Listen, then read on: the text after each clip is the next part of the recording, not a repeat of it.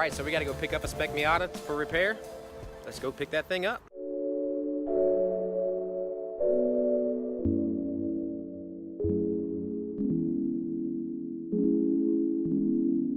Alright, so we're here at 8 p.m. to pick up a car. We're gonna get this thing loaded up and get over to the shop.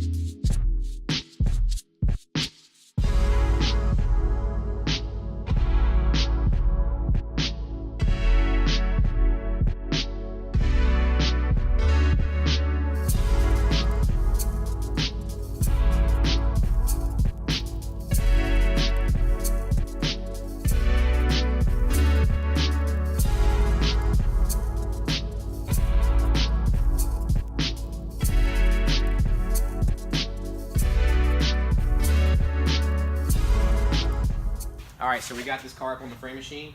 We're going to get some measurements, make sure the tub is square, and make sure all the pickup points for the suspension are where they're supposed to be. Once we figure out, make sure all that's in good, start pulling on it.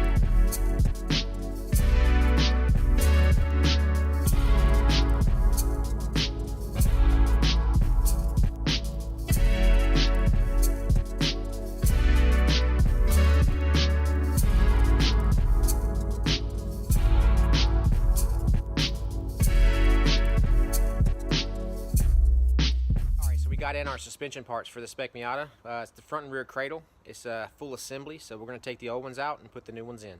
Here they are. These are they're actually used parts, but they're good parts. That's the front cradle assembly and the rear cradle assembly. These bolts right up in here. These two bolts on each side of the cradle. They hold the cradle in, and we'll be able to pull. There's some in the back there. We'll be able to pull out this whole cradle as one unit and swap it out with the new one. As you can see, the rear diff is taken out of this vehicle, but all we got to do is take the bolts out of the cradle They are right up there. And we can take this out as an assembly. We'll drop it straight out. I believe we have to take the shocks loose from the top, and then we'll drop it as an assembly. So we can do that. Sounds easy, but these are not the lightest cradles in the world, especially when they're fully assembled. So might be a little bit of a struggle, but I think we can do it. Pretty sure we can.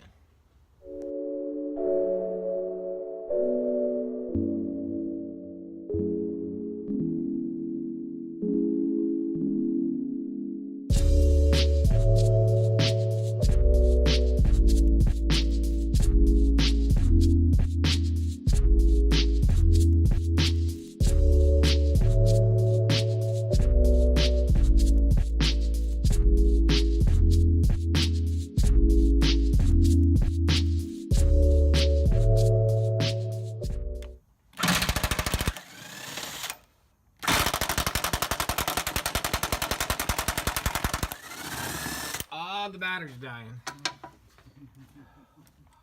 Come on, one more, baby. No. Come on. Come on, Cletus. One more. Come on. One more. Oh, oh. That's it for that battery. Put the big boy on it.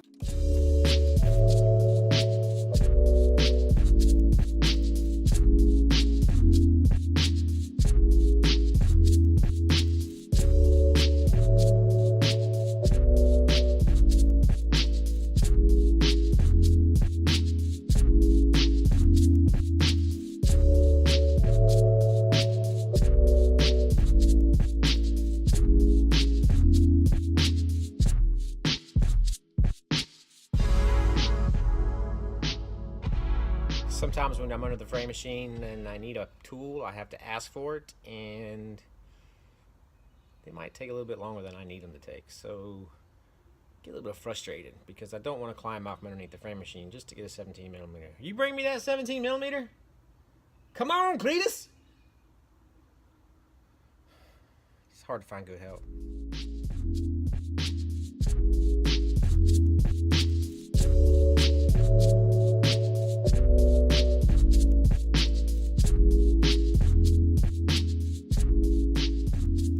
So we got the cradles in.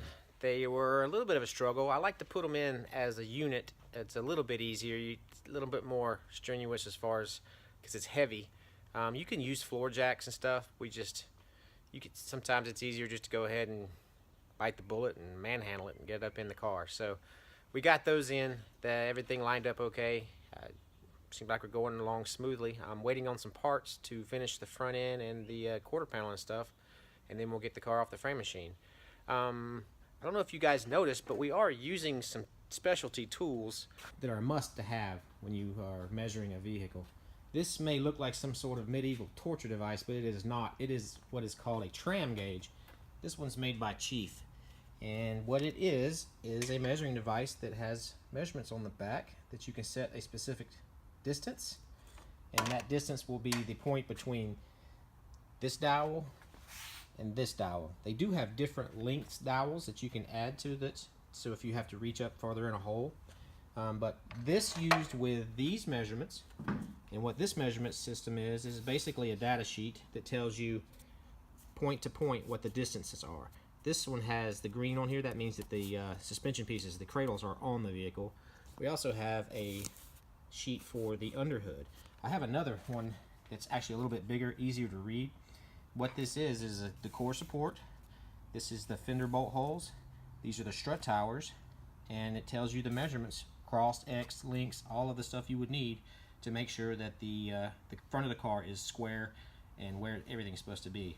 Now, what we do like to do, once we've got our measurements, everything's measured out where it's supposed to be. At that point, we like to temporarily secure the weld-on parts to the vehicle with either screws or clamps, and then start bolting on all the sheet metal and other parts like the headlights, the front bumper, all the bumper parts, all the tail lights, everything that we can bolt onto the car.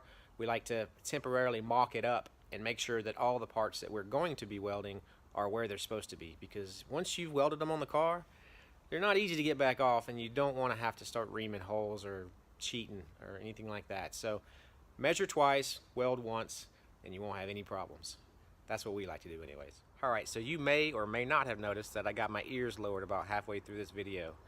Evidently, the woman that cut my hair thought that there was a direct correlation between how much she cut and how big her tip was going to be, because she took a lot off. It's pretty short. I guess that's what hats are for, right? C'est la vie. Pearls of wisdom from an old dirty body man. As the old saying goes, you can lead a horse to water, but you can't make him drink. But you can sure make him wish he had her. Alright, so that looks like it's a good stopping point for this video.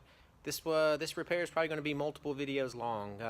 We are waiting for some parts to finish the job, and once we get those, I'll upload the next video in the series. I'm not sure how many it'll take. Maybe 2, maybe I might get 3 videos out of this car. We'll see.